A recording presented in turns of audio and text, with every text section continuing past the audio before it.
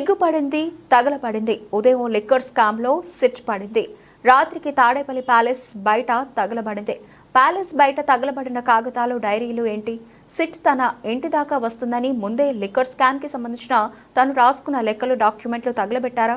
నిన్న సాయంత్రం జరిగితే ఇప్పటి వరకు తన ఇంటి ముందు ఉన్న సీసీ ఫుటేజ్ ఎందుకు బయటపెట్టలేదు? తానే తగలబెట్టి ప్రభుత్వం మీద తోసేయడమేనా? 2.0నా? ఎన్ని కుట్రలు చేసినా వదిలేది లేదు. సిట్ వస్తుంది, విచారణ చేస్తుంది, ఆయన బయటకు తీస్తుంది. Get ready.